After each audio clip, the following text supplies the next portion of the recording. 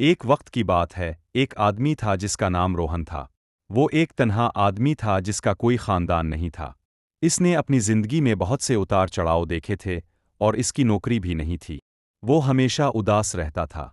एक दिन जब रोहन अपने घर के बाहर बैठा हुआ था, इसने एक कुत्ते को देखा जो बहुत भूखा और प्यासा लग रहा था। रोहन ने कुत्ते को खाना और पानी दिया। कुत्ते ने इसका शुक्रिया अदा करते हुए इसके पास बैठ जाना पसंद किया। रोहन ने इस कुत्ते का नाम रखा मैक्स। रोहन और मैक्स एक दूसरे के साथ बहुत खुश थे।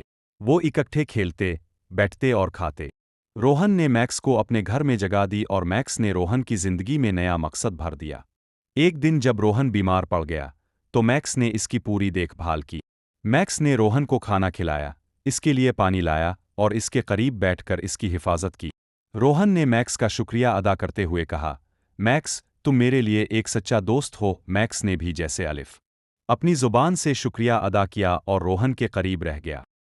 यूं रोहन और मैक्स की दोस्ती गहरी हो गई। रोहन ने अपनी जिंदगी में नया मकसद पाया और मैक्स ने अपने लिए एक सच्चा दोस्त। सबक: दोस्ती की अहमियत। दोस्त जिंदगी में खुशियां और दुख बांटने का जरिया होते हैं। सच्चाई और एतिमाद।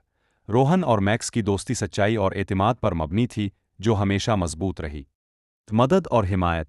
दोनों ने एक दूसरे की मदद की और मदद और हिमायत दोनों ने एक दूसरे की मदद की और मुश्किल वक्त में एक दूसरे का साथ दिया, जो हकीकी दोस्ती की मिसाल है।